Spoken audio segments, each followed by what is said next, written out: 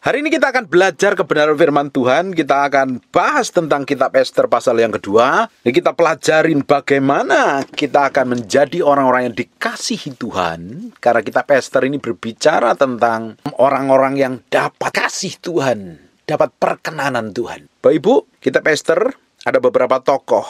Ester itu dalam cerita di kitab ini menggambarkan kita, dan Raja Ahasveros menggambarkan Yesus dalam cerita ini. Sekalipun Ahasveros ini kebaikannya, karakternya tidak menyerupai Tuhan. Dalam kisah kitab Ester, kita harus tahu bahwa Ester melambangkan kita dan Raja Ahasveros melambangkan Tuhan Yesus sendiri. Kalau kita ngerti kitab Ester ini, kita akan mengalami banyak breakthrough, terobosan, kita akan mengalami kemenangan. Kitab Ester ini berbicara rahasia bagaimana mengalami terobosan yang ajaib yang Tuhan sediakan bagi orang-orang yang mengasihi Dia. Kita akan belajar terus, dan saya berdoa Roh Kudus memberikan hikmat, pengertian, dan pewahyuan, dan membuat mata hati kita dibukakan perkara-perkara ilahi. Kita akan mulai di kitab Ester pasal yang kedua, mulai ayat yang pertama. Sesudah peristiwa-peristiwa ini. Peristiwa apa? Bapak Ibu mesti dengerin khotbah yang kemarin, yang ada di link nanti Bapak Ibu tonton di sana, ada linknya, Bapak Ibu klik, tonton, baru ngerti. Sesudah peristiwa-peristiwa ini, setelah kepanasan murka Raja Ahasveros surut, terkenanglah Baginda kepada Wasti, dan yang dilakukannya kepada apa yang diputuskan atasnya. Bapak Ibu, Tuhan kita itu adalah Allah yang baik dan luar biasa. Dia melebihin apa yang dialami oleh Raja Ahasveros. Mau diapa-apakan, kita ini sebagai anak pilihannya. Kita ini menjadi orang pilihannya yang hari ini dipilih secara rohani. Makanya ketika didapatin bangsa Israel, bangsa Yahudi tidak hidup sesuai dengan ketepatan ilahi, hari ini kita dipilih sebagai mempelainya yang secara rohani, yang menggantikan Wasti yang tidak setia, tidak ngikutin kehendak Tuhan. Yesus rela mati di kayu salib untuk menebus kita menjadi orang-orang yang dikhususkannya, yang dikasihinya. Bapak Ibu, Raja Ahasveros tetap masih ingat ada yang hilang. Ada yang hilang tentang apa yang pernah dilakukan oleh Wasti ratunya. Bapak Ibu meski tahu kita ini adalah mempelai Kristus. Kristus adalah mempelai laki-laki dan kita adalah mempelai perempuan. Yang suatu hari kita akan bertemu di awan-awan permai. Hari ini kita dipertunangkan. Kita mau dijadikan ratunya dan Yesus sebagai rajanya yang maha mulia. Ratu secara rohani. Kita sebagai gereja Tuhan. Dan Wasti ini melambangkan orang-orang Israel yang tidak mau ngikutin kehendak Tuhan, yang tidak takut akan Tuhan, yang hidupnya harusnya dia menjadi orang pilihannya Tuhan dan ngikutin kehendak Tuhan, tapi dia menolak Mesias. Makanya kita sebagai Israel rohani yang menerima jatah yang diselamatkan itu, yang dapat dikasihin Tuhan. Wasti tetap ada di dalam hatinya Raja. Makanya dia ingat-ingat. Setelah peristiwa-peristiwa ini, setelah kepanasan murka Ahasveros surut, terkenanglah Baginda kepada Wasti. Selalu diingat-ingat. Loh, ini loh orang yang pernah saya cintai. Ini orang yang saya kasihi. Yang separuh hidup saya itu saya berikan. Ternyata tidak ngikutin apa yang Raja katakan. Itu kemarin yang saya udah bahas secara detail. Wasti menolak dipanggil datang ke pestanya Raja. Ternyata Wasti bikin perjamuan kepada para istri-istri, para pejabat kerajaannya. Makanya ketika dia menolak, digantikan orang lain. Dan hari ini kita akan lihat Ester diangkat menjadi ratu. Raja Ahasveros ada yang kurang. Setelah Wasti diturunkan, dicopot jadi ratu, ada yang kurang, ada yang menggantikan, harus menggantikan. Makanya akhirnya apa yang terjadi? Di ayat yang kedua, maka sembah para biduanda raja yang bertugas pada Baginda. Hendaklah orang mencari bagi raja gadis-gadis, yaitu anak-anak darah yang elok rupanya. Hendaklah raja menempatkan kuasa-kuasa di segenap daerah kerajaannya, supaya mereka mengumpulkan semua gadis, anak-anak darah yang elok rupanya, di dalam benteng Susan, di balai perempuan, di bawah-bawah pengawasan Hegai. Sida-sida raja, penjaga para perempuan, hendaklah diberikan wangi-wangian kepada mereka. Tetap Raja kehilangan sosok ratu yang harus dia cintai, yang dia bisa berikan seluruh hidupnya untuk melayani ratu ini, yang mendampinginya dia dalam kondisi apapun, yang menemani dia di tempat tidur, yang memiliki hubungan keintiman. Ternyata raja ada rasa yang kurang itu, dia suruh para pegawai-pegawainya mencari anak darah yang elok rupanya.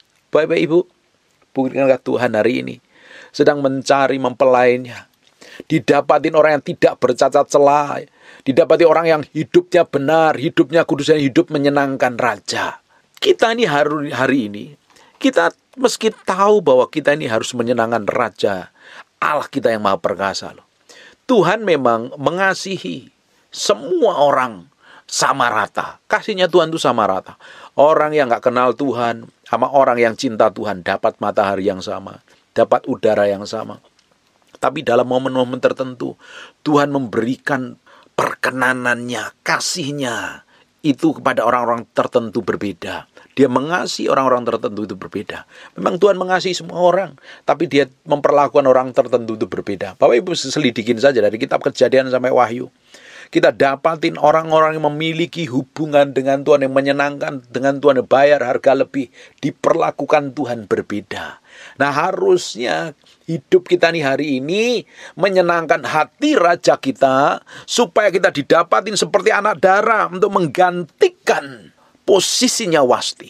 Hari ini harusnya Tuhan dapatin hatimu, sikapmu, perbuatanmu, kelakuanmu itu menyenangkan hati sang raja yang maha mulia ini. Karena kitab Ester ini berbicara bagaimana kita didapatin menyenangkan hati raja. Dari semuanya, Tuhan senang dengan sikap kita, dengan perbuatan kita, dengan kelakuan kita, dengan perkataan kita, dengan semua yang ada dalam diri kita. Tuhan mau dapatin kita menyenangkan hatinya. Raja tetap mencari, memilih sampai hari ini. Benar nggak kita didapatin sampai kedalaman hati kita ini benar di hadapan Tuhan? Tuhan mau dapatin semua yang kita kerjakan. Tuhan mau dapatin semua yang kita lakukan untuk menyenangkan raja kita yang maha mulia. Bukan hanya sekedar menjadi orang yang mencintai Tuhan di luar, tapi pada prakteknya di dalamnya itu rusak, kacau, ruwet hidupnya, ngawur, jalan maunya sendiri. Didapatin yang tidak bercacat celah. Hendaklah raja menempatkan kuasa-kuasa di segenap daerah kerajaannya, supaya mereka mengumpulkan semua gadis, anak darah yang elok rupanya. Harusnya kita dipersiapkan hari ini menjadi mempelai Kristus yang tidak bercacat celah. Bapak Ibu, kita pernah bahas tentang surga, yang berhak masuk ke dalam kerajaan Allah, masuk dalam kota kudus itu adalah orang yang hidupnya berkenan, yang hidupnya najis, tidak boleh masuk ke dalam kerajaan surga. Kita udah bahas itu tentang surga. Dengerin saja khotbahnya di sana. Sama, hari ini kita mau didapatin Tuhan menjadi anak-anak darah yang elok rupanya, yang bisa melayani raja kita yang maha mulia. Bayangkan Bapak Ibu, ini kalau raja ini mendapati seseorang yang berkenan di hatinya dan didapati menjadi ratu, bayangkan, otomatis dia akan memiliki kuasa dan otoritas yang menjadi bagiannya. Karena apa? Namanya saja seorang ratu. Apapun dikatakan, hatinya sang raja ini nempelnya kepada sang ratu. Ratu ini punya kuasa dan otoritas pengaruh yang gede. Bahkan namanya saja ratu, dia mendampingi raja yang maha berkuasa itu. Dapat bagian di dalamnya. Makanya kalau menjadi seorang ratu, berarti dia menjadi bagian dari kekuasaan, kejayaan, kemakmuran, keperkasaan, kemuliaannya para raja. Sama dengan kita. Kalau kita didapatin menjadi orang-orang kekasih Tuhan, yang menyenangkan Tuhan, kita menjadi miliknya Tuhan, dan kita menjadi orang yang dekat dengan Tuhan, otomatis Tuhan akan bicara banyak, yang bisa ngomong banyak, cerita banyak. Makanya berkali-kali saya ngomong, bangun keintiman dengan Tuhan, bangun keintiman dengan Tuhan. Kekristenan bukannya sekedar ibadah di gereja hari Minggu, tapi membangun keintiman dengan Tuhan setiap hari. Memiliki kedalaman keintiman dengan Tuhan. Ketika kita memiliki kedalaman keintiman dengan Tuhan, seperti ratu yang memiliki hubungan intim sampai ngobrol di ranjangnya. Raja akan cerita banyak hal. Raja akan ungkapkan isi hatinya. Raja akan beritakan rancangan-rancangannya. Raja akan mewarisin semua tahtanya, semuanya untuk orang yang dikasihinya. Siapa? Ratu. Ratu minta apa aja, kebutuhannya apa pasti dicukupin. Sama kalau kita ini dapat menyenangkan hati Tuhan, Tuhan akan lakukan banyak hal atas hidup kita. Kita nggak minta pun Tuhan melihat kebutuhan kita. Kalau ratu didapatin ini, menyenangkan hati sang raja, kebutuhan ratu pasti dicukupin loh. Bapak Ibu, kalau kita ngerti kitab Ester ini, hidupmu akan mengalami kemenangan. Hidupmu akan mengalami terobosan. Engkau nggak perlu khawatir, engkau nggak perlu stres, engkau nggak perlu bingung.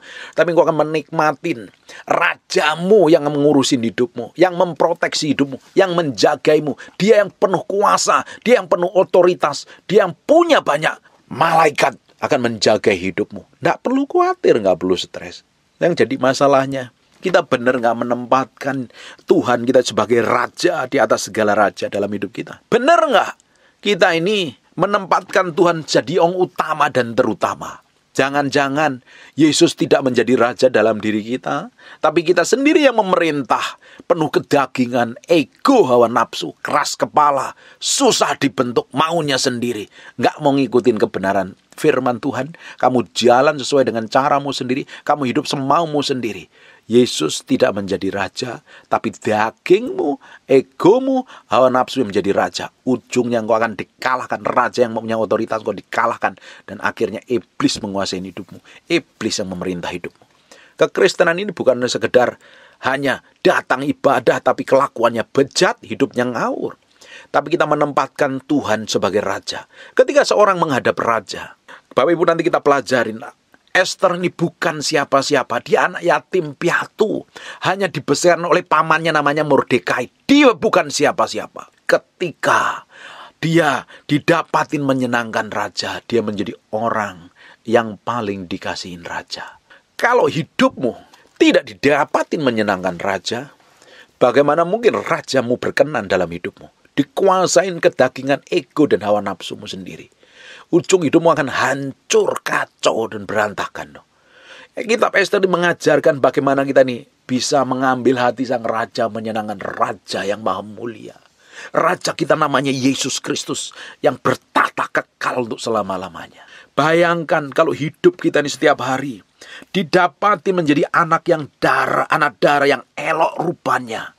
Dan ketika didapatin seperti itu, kita akan diberikan wewangian. Bayangin ya. Hendaklah raja menempatkan kuasa di segenap daerah kerajaannya, supaya mereka mengumpulkan semua gadis, anak darah yang elok-elok, yang baik-baik, yang bagus-bagus, yang elok rupanya, yang menawan, yang sedap dilihat, di dalam benteng Susan, di balai perempuan, di bawah pengawasan Hegai, sida-sida raja. Penjaga para perempuan hendaklah diberikan wangi-wangian kepada mereka. Coba perhatikan kata Hegai. Hegai ini adalah orang yang dekat dengan raja. Hegai ini orang kepercayaan raja. Ini Hegai adalah orang yang ngerti seleranya raja. Ngerti kehendaknya raja. Dan Tuhan juga berikan Hegai dalam hidup kita loh. Namanya Roh Kudus. Dia yang ngerti isi hati Bapa. Bukankah Roh Kudus itu keluar dari Bapa? Roh Kudus adalah rohnya Bapa sendiri. Kalau kita mau kenal isi hati Bapa, kita bergaul dengan Roh Kudus. Hegai ini lambangnya Roh Kudus dalam kehidupan kita. Hegai ini yang ngerti seleranya raja, ngerti kebiasaan raja, ngerti persis maunya raja. Makanya perempuan ini di bawah pengawasan Hegai, sida-sida raja, penjaga perempuan, hendaklah diberikan wangian kepada mereka. Dan gadis yang terbaik pada pemandangan raja, baiklah dia menjadi ratu ganti wasti. Hal itu dipandang baik oleh raja dan dilakukan demikian. Kalau dipandang baik oleh raja, baru dia akan menjadikan ratu menggantikan wasti. Tapi sebelum di ratu, untuk menghadap raja. Dia berada di dalam pengawasan Hegai. Dia mempersiapkan perempuan ini bagaimana dia berjalan, bagaimana dia bersikap, bagaimana dia merawat tubuhnya, diberikan wangi-wangian dalam kehidupannya. Sehingga ketika pada saatnya perempuan-perempuan ini siap menghadap raja, dan raja didapatin berkenan dengan perempuan ini, akan dijadikan ratu menggantikan Wasti. Bapak Ibu, bukankah Roh Kudus setiap hari menemani hidupmu? Jadi pengawas hidupmu, yang tinggal di dalam hidupmu, ngontrol hidupmu. Dia ngerti selera Raja kita Maha Mulia. Bukankah Roh Kudus yang tahu persis isi hatinya Bapa? Bukankah Roh Kudus yang ngerti kehendak Bapa? Makanya engkau harus nurut dengan apa kata Tuhan dalam hidupmu. Kata Roh Kudus. Kekristenan tanpa membangun keintiman dengan Roh Kudus, engkau seperti maju ke dalam medan peperangan dengan kondisi telanjang. Engkau akan dihabisin musuhmu. Kekristenan tanpa bergaul dengan Roh Kudus, engkau akan berjalan maumu sendiri loh. Ngikutin keinginan daging dan hawa nafsu, engkau tidak akan pernah ngerti isi hati Bapa. Bukankah Alkitab ini ditulis dengan ilham Roh Kudus? Bahkan kalau kita mau belajar firman, kita harus bergaul dengan Roh Kudus. Roh Kudus sendiri akan wahyukan, Roh Kudus sendiri akan singkapkan. Karena Roh Kudus sendiri yang menulis Alkitab ini lewat Daud, lewat Musa, lewat Rasul Paulus, lewat Petrus, lewat Lukas. Lewat banyak orang yang dipercayakan Tuhan untuk menulis isi hati Tuhan dituangkan dalam bentuk tulisan yang sekarang kita kenal namanya Alkitab. Kalau kita bergaul dengan Roh Kudus, setiap hari Tuhan akan pimpin hidupmu. Tunjukkan mana yang berkenan kepada Raja dan tidak. Semakin kau bergaul dengan Hegai dalam hidupmu, dia akan ajarin dulu Raja yang sukanya kayak begini, kebiasaan Raja begini, Raja sukanya nggak begini, yang kayak begini Raja nggak suka. Bukankah Roh Kudus setiap hari pimpin dalam kehidupan kita? Ajarin kita hari demi hari. Step by step. Makanya kita meski bergaul dengan dia. Semakin kita bergaul dengan Roh Kudus setiap hari. Setiap hari. Semakin hidupmu berubah. Semakin kau memiliki kepekaan yang tajam. Ketika kau memiliki kepekaan yang tajam, engkau mau berjalan ngikutin kehendak Tuhan. Engkau mau menyenangkan hati Tuhan saja. Engkau tidak mau ngikutin maumu sendiri. Karena semua keinginan daging dan hawa nafsu ini hanya untuk menyenangkan daging ini. Keinginan daging kita ini bertentangan dengan kehendak Tuhan. Dan kalau kita ngotot melakukan semua perbuatan daging hanya melukai hati sang Raja kita. Buat apa? Kalau semua yang kita lakukan di bumi ini, kita boleh berhasil, kita boleh kaya, kita boleh sukses, kita boleh punya bisnis yang hebat. Tapi buat apa kalau hidup kita nggak didapatin berkenan di hadapan Tuhan? Raja mencari ratu untuk menggantikan Wasti. Dan Tuhan hari ini mencari orang yang menyenangkan hatinya. Bayangkan kalau kita didapati menjadi orang yang menyenangkan hati sang Raja. Kira-kira apa yang terjadi? Bapak Ibu, kita ini sebagai orang tua, kita punya anak saja. Kita lihat anak kita punya kebutuhan ya. Tanpa anak kita minta, kadang kita cukupin, kita belikan loh. Karena kita mengasihi anak-anak kita. Bukankah Raja kita selalu mengasihi kita? Bukankah rela dia mati di kayu salib? Rela sebelum mati di kayu salib dia disiksa, dicambuk, dilukai, menderita secara fisik. Hanya untuk menebus dosa kita. Supaya kita percaya kebenaran dijadikan kekasih-kekasihnya. Dan dipersiapkan menjadi mempelainya hari ini. Buat apa kita punya segala sesuatu tapi hidup kita nggak menyenangkan Raja? Menjadi percuma dan sia-sia. Kalau orang didapatin bisa menyenangkan hati Tuhan, bisa didapatin membuat Raja kita itu, ini loh orang yang aku cari selama ini. Bapak Ibu bisa bayangkan apa yang terjadi? Makanya di kitab Tawarik katakan, mata Tuhan menjelajah ke seluruh bumi, mencari orang yang sungguh-sungguh mengasihi dia. Ketika didapatin orang yang mengasihi dia, dia akan limpahi kekuatan, kuasa, dan otoritas. Sampai hari ini, Raja kita menanti kita untuk mencintai dia. Dan Raja Ahasiweros pun mencari perempuan yang elok rupanya.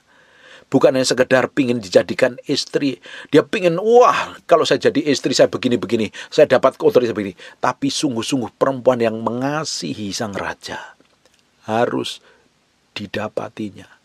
Dan ternyata kita akan lanjutkan pelajaran ini. Di ayat yang keempat, dan gadis yang terbaik pada pemandangan raja, baiklah dia menjadi ratu ganti wasti. Hal itu dipandang baik oleh raja yang dilakukan demikian. Raja masih tetap punya kekuasaan, kuasa dan otoritas. Tapi ketika ratu itu tidak ada, dia mengalami kekosongan.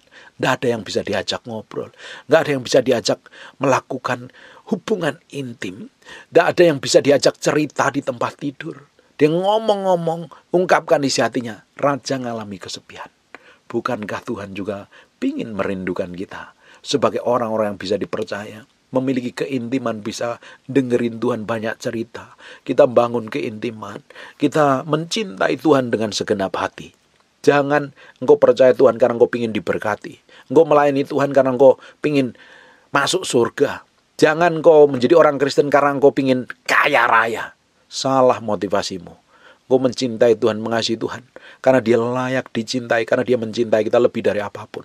Karena nggak ada yang layak kita cintai selain Tuhan kok. Kalau kita mencintai Tuhan, kita mengasihi Tuhan, kita menomorsatukan Tuhan lebih dari apapun juga. Tuhan lihat, Tuhan perhatikan. Tuhan juga mengerti respon hatimu di hadapannya. Tuhan akan hargai dan hormatin itu. Tuhan tidak akan biarkan orang yang mengasihi dia, orang yang hidup benar di hadapan dia itu, anak cucunya meminta-minta roti. Tidak perlu khawatir kalau posisimu hari ini, engkau sedang melakukan kejahatan, melakukan dosa, hidup dalam kenajisan, hidupmu menderita bertahun-tahun karena dosa dan pelanggaran. Hari ini ambil keputusan untuk bertobat. Cintai Tuhan lebih dari apapun juga. Sejak saya ngambil keputusan untuk mencintai Tuhan, menomorsatukan Tuhan, saya dalam perjalanan, dalam prosesnya sampai hari ini, sejak saya bertobat dari tahun 96 saya bertobat, 97 terus terlibat pelayanan sampai hari ini. Itu by proses loh. Saya diproses Tuhan.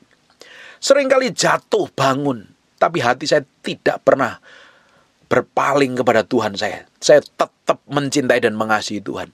Waktu saya mencintai mengasihi Tuhan, dalam ketidakkesempurnaan saya, Tuhan proteksi, Tuhan jagain, Tuhan lindungin, Tuhan cukupi. Tuhan buat mukjizat dalam hidup saya.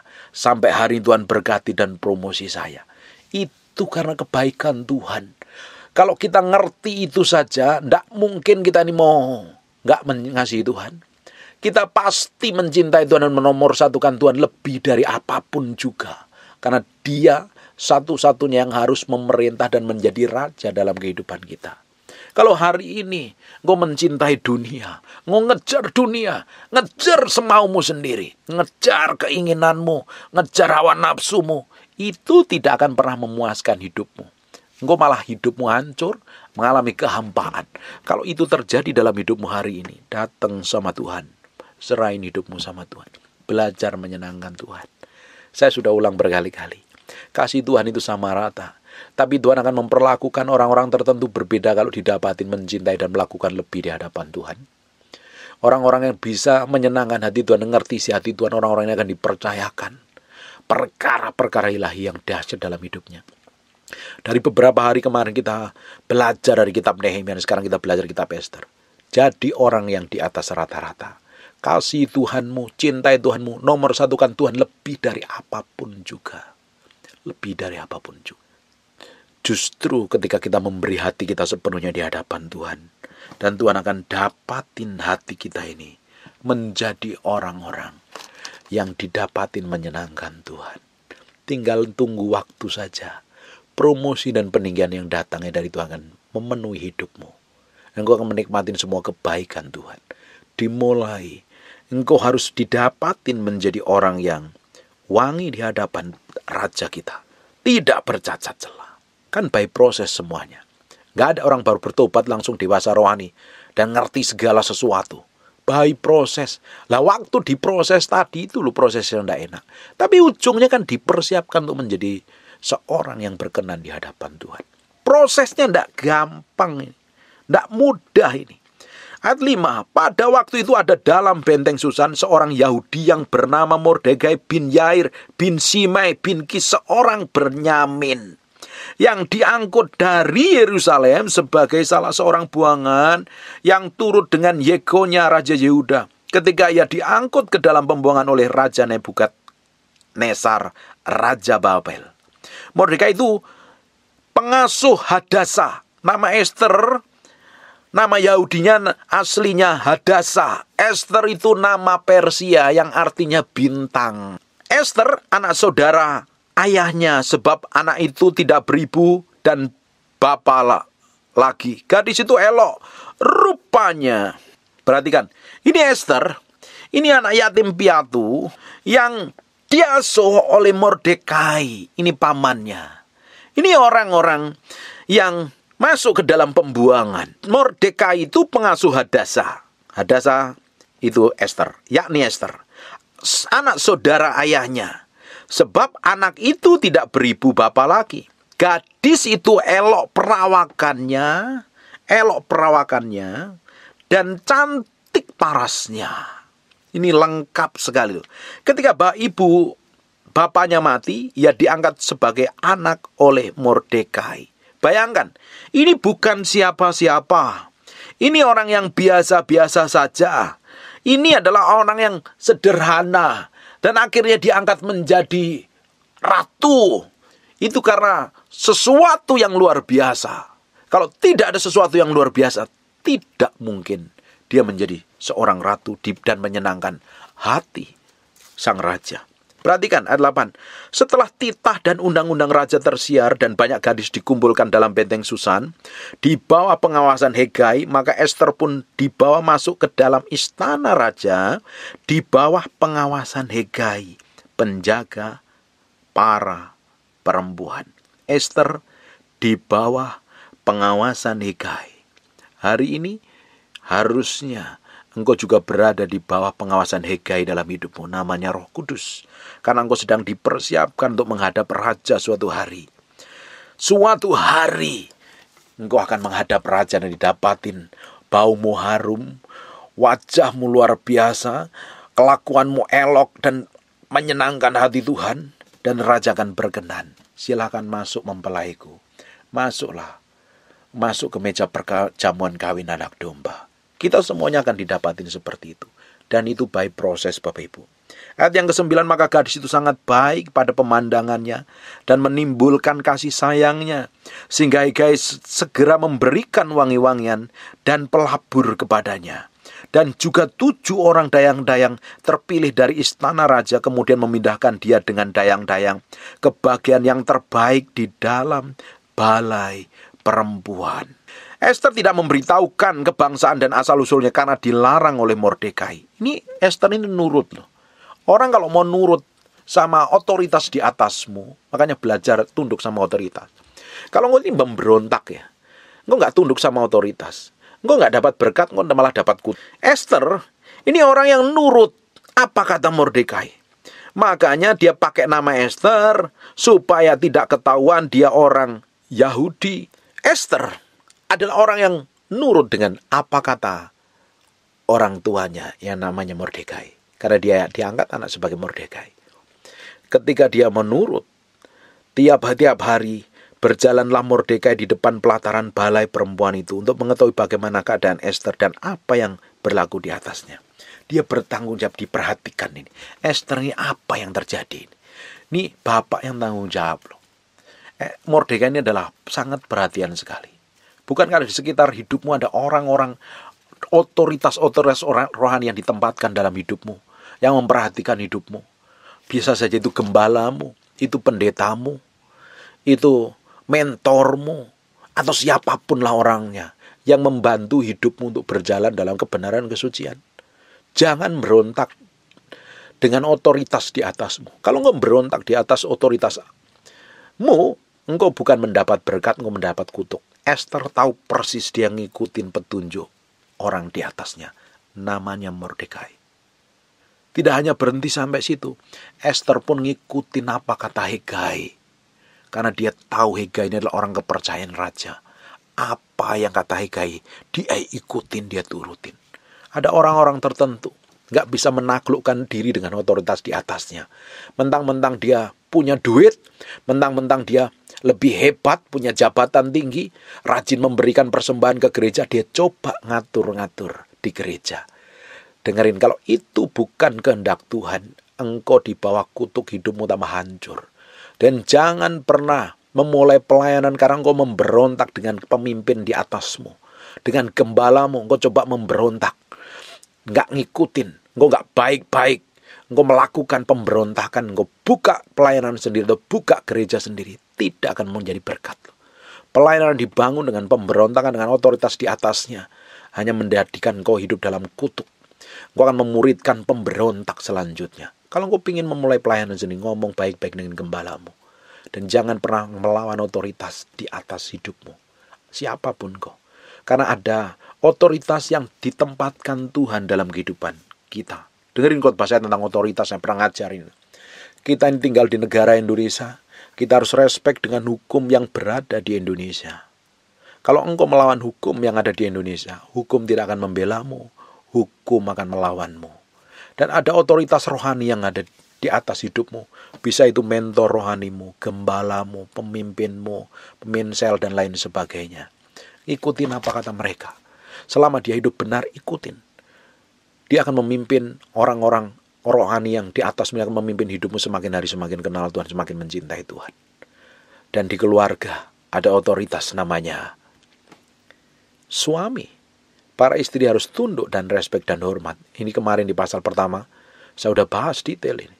Jangan sampai engkau menjadi orang-orang yang punya kelakuan seperti Isabel, ngelawan pemimpin dan otoritas. Karena Tuhan di dalam gereja pun juga kasih otoritas. Di Efesus pasal yang 4 ayat 11, Tuhan berikan rasul, nabi, penginjil, gembala, dan guru untuk memperlengkapi orang-orang kudus. Itu artinya orang-orang yang ada di atasmu secara rohani. Dia akan membawamu semakin hari semakin kenal Tuhan. Kalau itu pendeta benar loh. Karena hari ini banyak pendeta nggak benar. Bapak Ibu, Esther ngikutin apa kata Mordekai. Dia tunduk otoritas. Tidak heran orang ini suatu hari didapati menjadi orang yang menyenangkan hati raja. Perhatikan, ayat yang ke-12. Tiap kali seorang gadis mendapat giliran untuk mendapat masuk menghadap Raja Ahasiweros, dan sebelumnya ia dirawat menurut peraturan bagi para perempuan selama 12 bulan. Sebab seluruh waktu itu digunakan untuk pemakaian wangi-wangian, 6 bulan untuk memakai minyak mur, dan 6 bulan lagi untuk memakai minyak kasai serta lain-lainnya. Bapak Ibu, ini kita akan bahas besok. Prosesnya untuk didapatin berkenan menjadi ratu. Dan by proses semuanya tidak instan. Esther pun juga dipersiapkan. Butuh waktu 12 bulan alias setahun. Dipersiapkan untuk menghadap raja. Dalam proses hidup ini nggak ada yang instan. Nggak ada yang ujuk-ujuk jadi. Bim salah bim jadi. Sekonyong-konyong jadi. Ikut Tuhan itu nggak ada yang instan. Tapi dunia hari ini semuanya memberikan secara instan. Bayangin Bapak Ibu. Kalau kita ngikutin prinsip dunia yang secara instan, engkau nggak akan dewasa secara rohani. Ikut Tuhan itu by proses. Ngikutin waktunya Tuhan, ngikutin caranya Tuhan. Bukan ngikutin cara kita sendiri. Saya berdoa hari ini kita akan selesai sampai sini. Besok kita lanjutkan di ayat yang ke-12 ini by prosesnya. Untuk didapati menyenangkan. Ketika menghadap raja dan raja berkenan. Dan akhirnya Esther dijadikan orang yang paling dikasihi raja. Menjadi ratu yang menggantikan Wasti. Hari ini beri hidupmu sepenuhnya. Cintai, kasihi Tuhan, nomor satukan Tuhan. Kalau engkau sedang hidup dalam kejahatan, ambil keputusan bertobat. Kalau engkau sedang hidup dalam dosa dan engkau nggak bisa lepas, cari Tuhan, cari hamba Tuhan, minta dilayani pelepasan. Kalau engkau terikat dengan dosa, kamu ingin bertobat tapi kamu susah bertobat, temuin pemimpinmu, temuin mentormu, temuin gembalamu, konseling sama mereka, biar hidupmu ngalami kelepasan. Karena orang yang terikat harus butuh orang yang punya otoritas untuk melepaskan ikatin itu. Kalau tidak, engkau akan tetap hidup dalam dosa, hidup dalam kenajisan, dan ketika raja memanggilmu, engkau tidak akan didapati menjadi orang yang menyenangkan hati raja. Hari ini, saya berdoa, engkau dengerin firman yang saya sampaikan ini bukan sekedar informasi, pengalaman baru, pengetahuan baru, hikmat baru, wahyuan baru, tapi benar-benar rubah dalam hatimu. Memiliki kerinduan dengan sang raja. Memiliki kehausan dan kelaparan kepada raja kita yang maha mulia. Amin. Cintai Tuhan. Tuhan tetap sampai hari ini mencari kita. Menunggu kita. Kalau sampai hari ini Tuhan masih berikan nafas hidup, kita bisa menikmatin semua berkat Tuhan, kita tidak kekurangan, kita pakai mobil bagus, tempat tinggal bagus, kendaraan bagus, semuanya everything is okay, kita nggak kelaparan. Itu bukti Tuhan menyertai kita dan Tuhan mau nunggu kita sampai kita ini didapatin menyenangkan hatinya. Jadi kehidupanmu hanya bukan sekedar memuaskan hawa nafsumu, tapi untuk menyenangkan Raja kita yang maha mulia dan maha perkasa. Amin. Ambil keputusan hari ini berubah. Mulai mengasihi Tuhan dan mencintai Tuhan. Besok kita akan lanjutkan bagaimana proses. Ada bagian yang harus dikerjakan untuk didapatin menyenangkan Raja yang maha mulia itu. Namanya Yesus Kristus Tuhan. Esther pun harus mengalami proses itu. Memang tidak enak, tapi ujungnya akan didapatin berkenan di hadapan Sang Raja. Amin. Tutup matamu, tutup Alkitabmu, kita berdoa. Bapa, terima kasih buat firman-Mu. Kami kembalikan segala hormat, pujian, pengagungan buat Raja kami yang maha mulia. Kami mengucap syukur Tuhan, kami materaikan firman-Mu dengan darah anak domba Allah. Nempel dalam hati kami, memberikan pewahyuan, memberikan pengertian baru supaya kami hidup mengasihi Tuhan dan mencintai Tuhan lebih dari apapun juga. Terima kasih Tuhan. Hamba-Mu berdoa untuk orang yang rajin mendengar firman yang Hamba-Mu sampaikan. Tuhan berkati, bikin breakthrough terobosan. Tuhan sertai perjalanan hidupnya. Tuhan bawa semakin hari semakin menyenangkan hati-Mu. Dan Hamba-Mu berdoa untuk orang yang sakit dan mengalami kelemahan tubuh, oleh biru Yesus, oleh darah Yesus, jadilah engkau tahir, jadilah engkau sehat, jadilah engkau sembuh.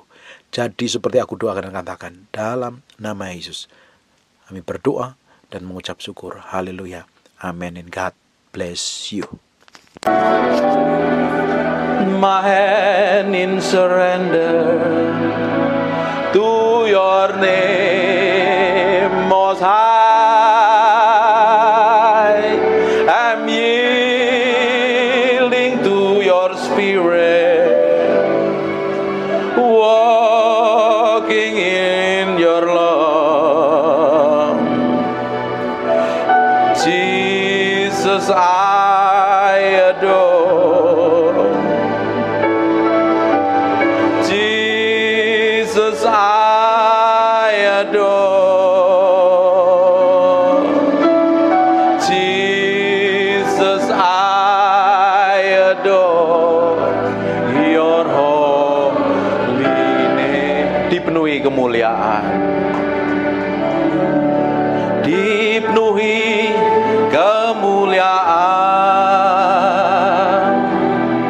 Sembah dengan nyanyian ini. Dipenuhi pujian.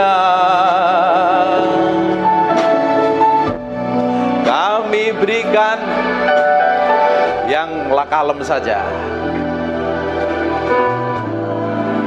Korban pujian. Angkat tanganmu, sembah Dia. Kau saja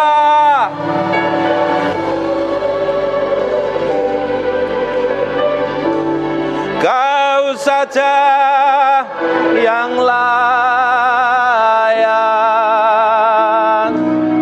Kau layak terima glory. Yesus, Kau Tuhan.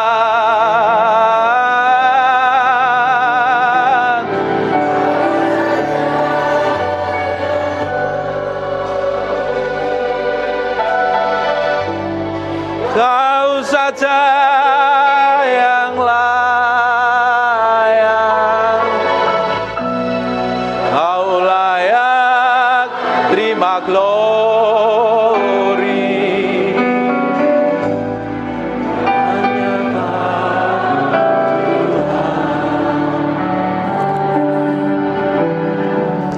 Dipenuhi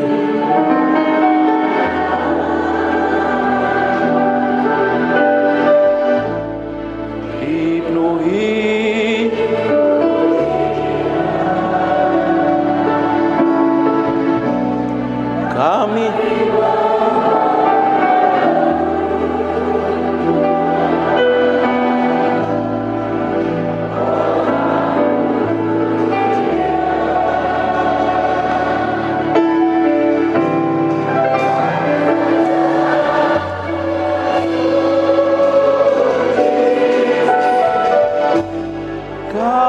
saja yang layak, Kau layak terima glory. Yesus, Kau Tuhan,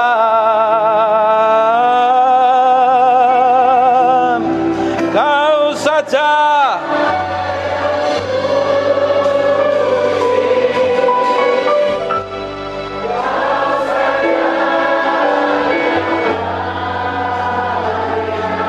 Haleluya, Kau layak terima glory.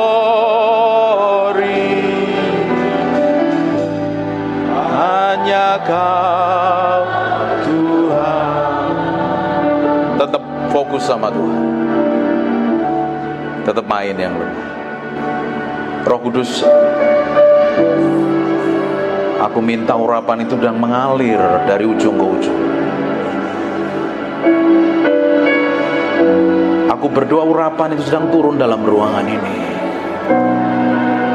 Mengkene mende peke nomo sandero nomo topo kura laba tepe nemete. Imine mebe piene meke nomo to sandiri ini. Nikmati ada gelombang pengurapan itu sedang mengalir. Aku berdoa urapan itu sedang turun. Sekarang lebih kuat urapan itu.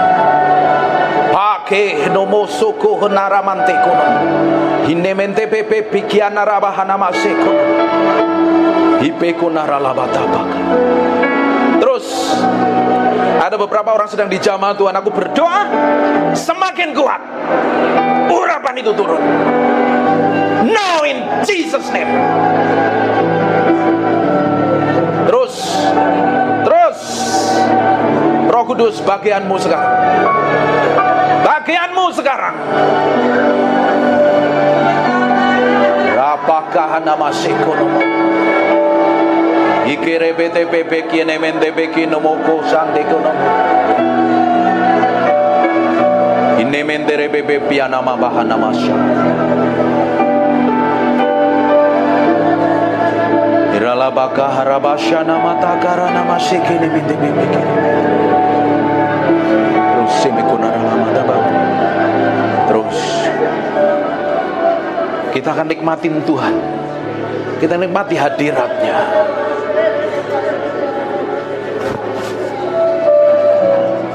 Terus Tuhan, pagi hari ini hadir dalam ruangan ini Tuhan. Lawat orang-orang yang haus dan lapar. Lawat orang yang haus dan lapar ini. Sementara aku berdoa, urapan itu bergerak dari ujung ke ujung. Sekarang terima pengurapan itu seperti gelombang mengalir. In Jesus name. In Jesus name. In Jesus name. Mekono mondo ko sandere mete pepi ana makare pekono. Ini mendere bete pepe kene mekiana rabata pasyana mata baka. Ipe konondoro mondo po sandere mete pepe piene mekia mara. Ini mi piere bebe shendo kono moto kara labata baka.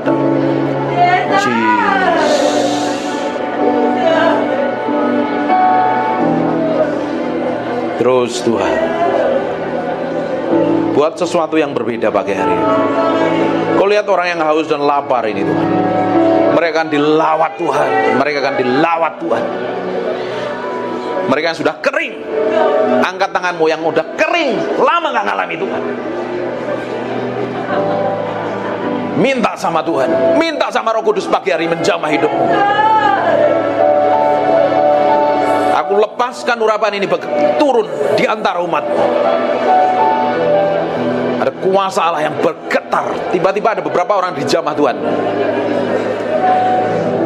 Sampai engkau gak tahan. Urapan itu semakin kuat. Sekarang Jesus name. Jesus name. Terus ada orang-orang gak tahan. Kuat sekali urapan di ruangan ini. Sekarang jamah Tuhan. Jamah Tuhan. Terima pengurapan itu. Terima pengurapan itu.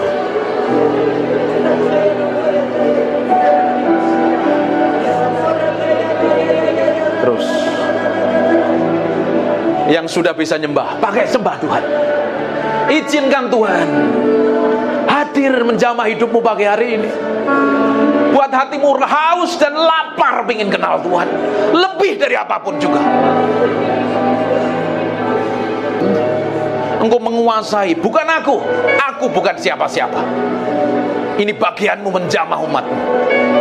Lawat mereka dengan hadiratmu. Terus semakin kuat. Aku perintahkan setiap roh yang bukan dari Tuhan, kepahitan, sakit hati, kecewa, aku perintahkan kau pergi dan tinggalkan dalam ruangan ini. Aku berdoa urapan itu semakin kuat. Tuhan, hadiratmu turun dalam ruangan ini. In Jesus name. Jesus, we thank you, we praise you, we adore you. We thank you, we praise you, we adore you.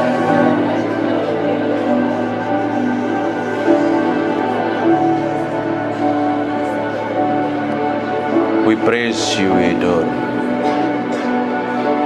We thank you, we thank you.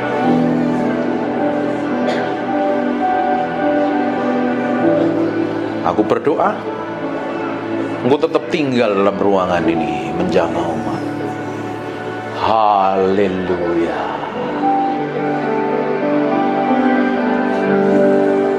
Haleluya.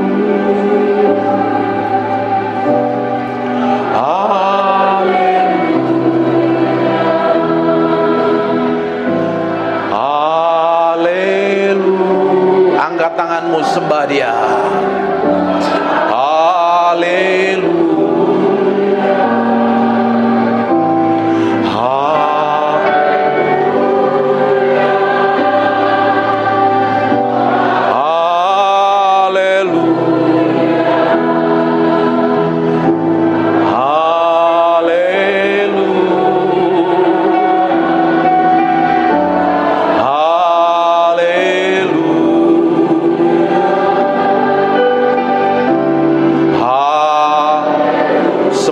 Lagu ini dinyanyikan, sementara umatmu menyembah, Engkau ditinggikan, Engkau dimuliakan dalam ruangan ini.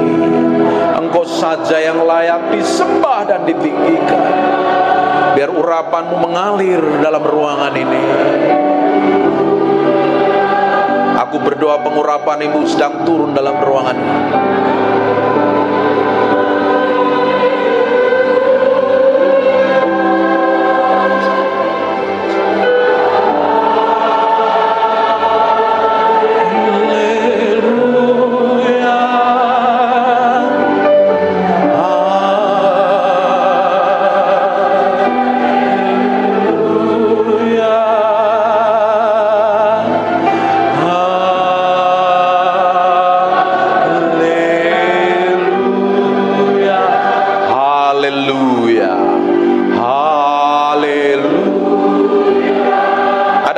Sakit, taruh tangan kananmu di bagian yang sakit. Saya mau berdoa. Aku berdoa biar urapan kesembuhan itu turun dalam ruangan ini. Dan aku perintahkan semua sakit, penyakit, dan kelemahan tubuh pergi, tinggalkan tubuh orang-orang yang sedang menyembah. Dalam nama Yesus, dalam nama Yesus.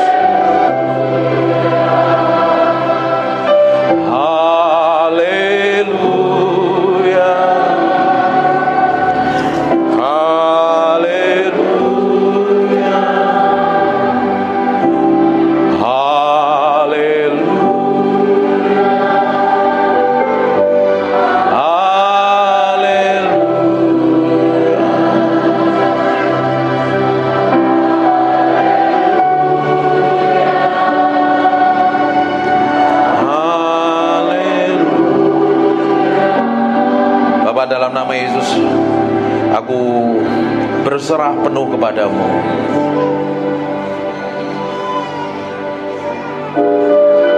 Tolong anak kecil bisa di ruangan lain. Hormatin Tuhan.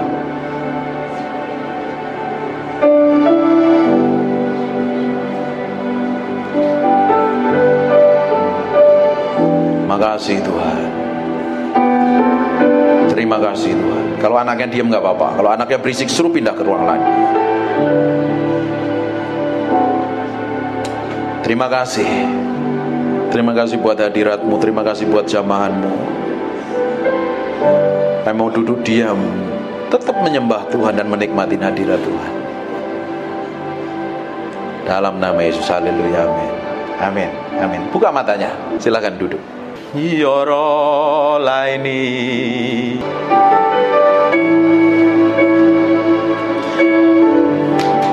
aini Yoro laini Yoro laini Jesus Yoro laini. Saya pengen nyembah Jesus. I just want to thank you Jesus. I just want to thank you Jesus. I just want to thank you. Saya nyanyi lagu ini loh, ngerasain hadirat Tuhan loh. Jesus, I just want to thank you. Thank you for being so good. Enak tau nyembah Tuhan itu ya. Loh kok bengong semua? Kalau kita ketemu Tuhan, loh kamu jadi bengong loh. Makanya orang Kristen harus ngalami Tuhan dan ketemu Tuhan setiap hari. Kalau kau ke gereja nggak pernah ketemu Tuhan, please anak kecilnya bisa ditolong. Ada ruangan lain, ruangan baby, biar yang lain nggak ganggu.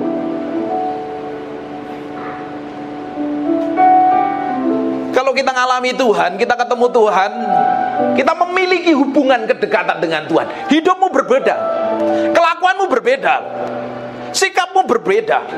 Tapi banyak orang Kristen datang ke gereja rajin ibadah, kelakuannya nggak berubah dari tahun ke tahun, tetap sama, menjadi manusia yang lama.